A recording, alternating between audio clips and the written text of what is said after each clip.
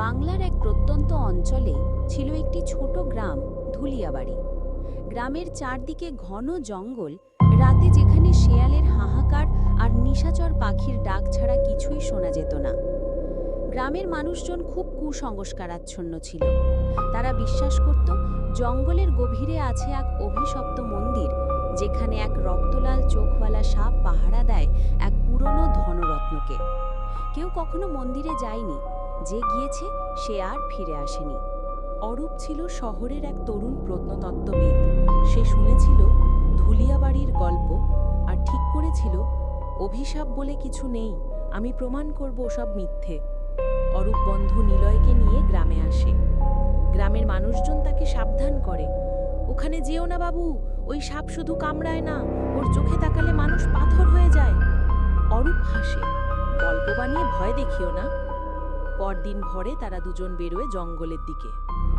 জঙ্গলটা যেন জীবন্ত, গাছের ছায়া ছায়ায় কিছু নড়াচড়া, বাতাসে অদ্ভুত ফোঁস আওয়াজ। নিলয়ের মনে ভয় কাজ করছে, কিন্তু অরূপ দমে না।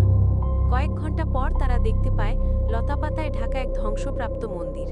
মাটিতে পাথরের ভগ্ন প্রতিমা আর দেয়ালে সাপের খোদাই। মন্দিরের দরজায় লেখা, যে আমার চোখের দিকে চায় সে জীবিত নয়। অরূপ টর্চ জ্বালিয়ে ভিতরে ঢোকে।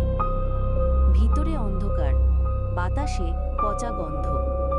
অরূপ মাটিতে কিছু চকচকে জিনিস দেখে, হয়তো পুরনো গহনা বা মুদ্রা। হঠাৎ নিলয় চিৎকার করে ওঠে, অরূপ, পেছনে দেখ।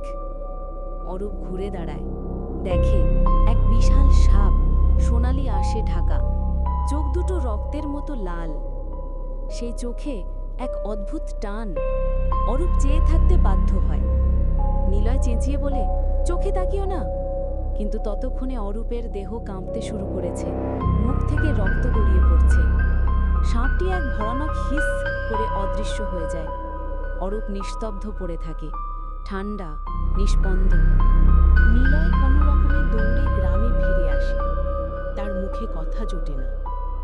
লোকজন তার গল্প শুনে ভাবে ভয় পেয়ে গিয়েছে ছেলেটা। কিন্তু রাতে হঠাৎ নিলয়ের ঘরের দরজা খুলে যায়। ভেতরে ঢোকে অরূপ। তার চোখ জ্বলজ্বল করছে রক্তের মতো লাল আলোয়। নিলয় স্তব্ধ হয়ে যায়। তুই তো। অরূপ ধীরে ধীরে বলে, আমি এখন ওর সেবক।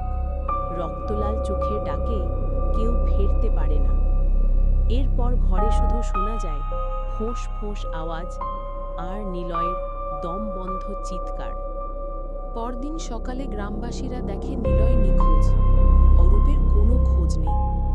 জঙ্গলের পথের ধারে কেবল একটা জিনিস পড়ে থাকে, দুটি পাথরের মূর্তি, যেগুলোর চোখে ক্ষীণ লাল আভা। গ্রামের লোকেরা বলে, রক্তলাল চোখওয়ালা সাপ এখনো বেঁচে আছে। পূর্ণিমার রাতে সে কাউকে বেছে নেয় তার নতুন দাস। রাতে মাঝে মাঝে জঙ্গলের দিক থেকে শোনা যায় ফস, আর লালচে আলো ঝলকে ওঠে গাছের ভিতর। আজও ধুলিয়াবাড়ি গ্রামের কেউ মন্দিরের পথে যায় না। তারা বলে, যে চোখে ভয় নেই সেই প্রথম হারায় নিজের দৃষ্টি। ঘটনাটি এখানেই শেষ করা হয়েছে। আর আপনাদের যদি কোনো ঘটনা জানা থাকে আর যদি আমাদের কাছে পাঠাতে চান, তাহলে hakimhawladar420@gmail.com পাঠিয়ে দেন এই ঠিকানায়। কোন জায়গা থেকে পাঠাচ্ছেন, জায়গার নাম ও নিজের নাম লিখে পাঠাবেন। ধন্যবাদ।